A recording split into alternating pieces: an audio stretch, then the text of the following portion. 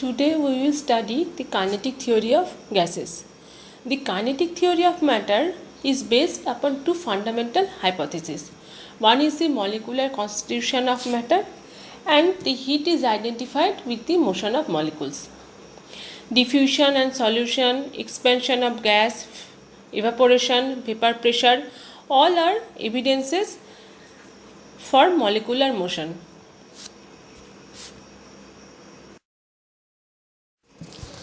Now, the most important evidence of the kinetic theory of matter is the Brownian movement. Robert Brown in 1827 observed this kind of motion, which is exhibited by some pollen grains suspended in water. And this phenomenon, that is the Brownian motion, is the direct proof of the molecular motion.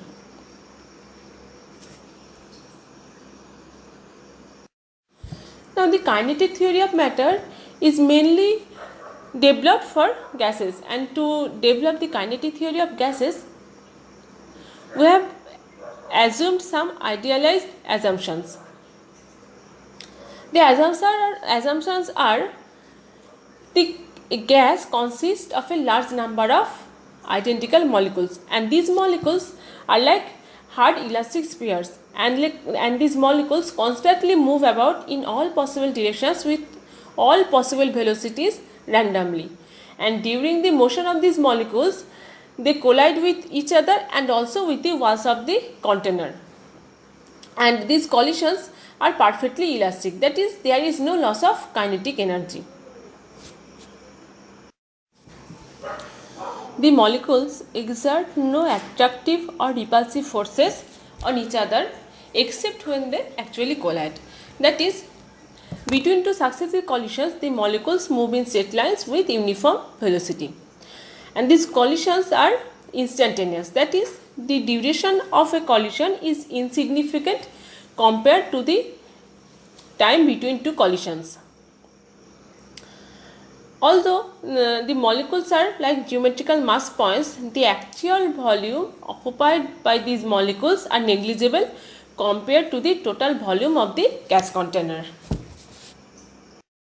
Now we will derive an expression for the pressure in case of an ideal gas.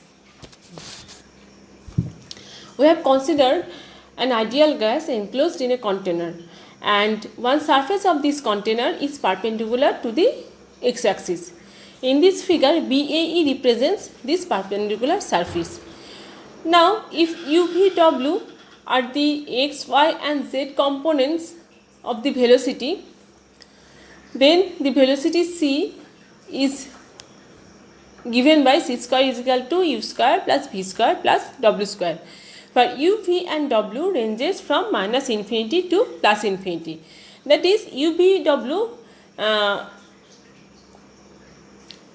can be of any value from minus infinity to plus infinity.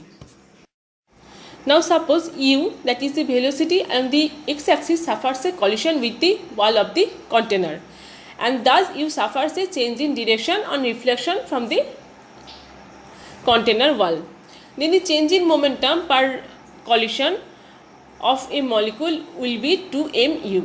Nu is the number of molecules per unit volume which is moving with velocity u, that is the number of molecules which is moving along the x-axis. Then we can calculate the total change in momentum per unit volume along the x-axis, and this would be as following. The change in momentum for all molecules that are moving in the positive x direction would be 2m summation of nu u square dt, where the summation goes from 0 to infinity. Since the area we have considered is unity, then the pressure P will be 2m summation of 0 to infinity nu u square. The mean square velocity, that is the average of u square, is given by u square average is equal to summation of ni uy square by summation of ni is equal to summation of ni uy square by n by 2. The factor half arises because we have considered only the molecules which is moving along the positive x direction. Then summation of Ni Uy square is equal to half n U square average, where n is the total number of molecules per unit volume. Then the pressure along x axis would be Px is equal to mn U square average. Similarly, pressure along y axis would be mn V square average, and pressure along z axis will be mn W square average. Now pressure P is equal to Px equal to Py is equal to Pz, which is also equal to mn U square average, mn V square average, and mn W square average. But U square average, V square average, and W square average are all equal, and they are also equal to 1/3 C square average.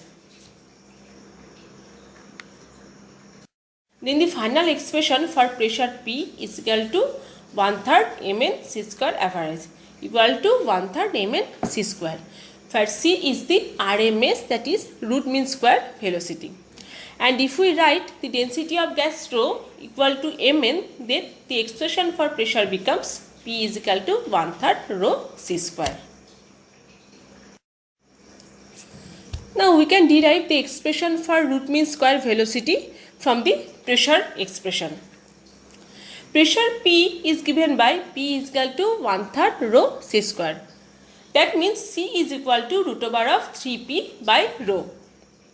And this is the root mean square velocity. And from this relation it is clear that if the density of gas is lower, then the velocity of motion would be higher. That is, lighter the gas, faster would be its motion.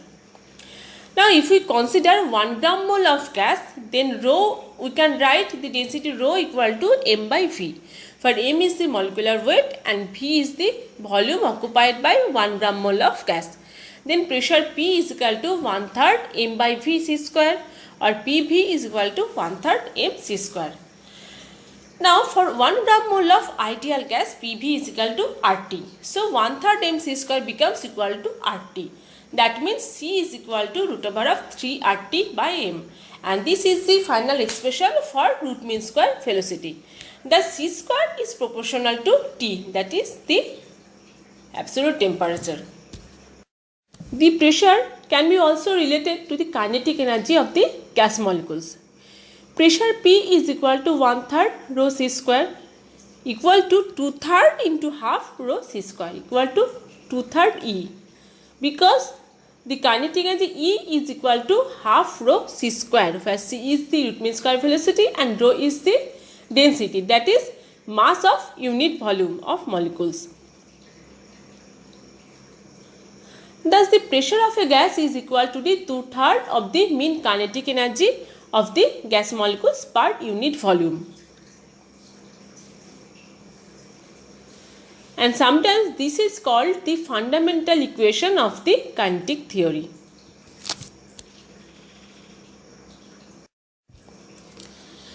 Now we will come to the most important outcome from the kinetic theory of gas, that is the introduction of temperature. The root mean square velocity is related to temperature as C square is equal to 3RT by m. That is, C square is proportional to the absolute temperature. But mean kinetic energy of molecules is also proportional to C square. That is, we can interpret the mean kinetic energy with the temperature of gas molecules. And this is the kinetic interpretation of temperature. Now from this relation we can see that at T is equal to 0, C will be 0. That is, we can define the absolute zero of temperature as the temperature at which all molecules cease. That is, the translation motion of all molecules is 0. Now C square is equal to 3RT by m. Thus mc square is equal to 3RT, or half mc square is equal to 3 by 2 RT. Or if I divide both sides by Avogadro number Na, then it becomes half m by Na C square is equal to 3 by 2 R by Na T. or half small m c square is equal to 3 by 2 kt, where k is the Boltzmann constant which is equal to r by Na, and small m is the mass of a individual molecule.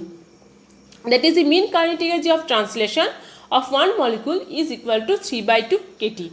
That is, the mean kinetic energy of a molecule is proportional to the absolute temperature, and this is the most important manifestation of the kinetic theory of gas.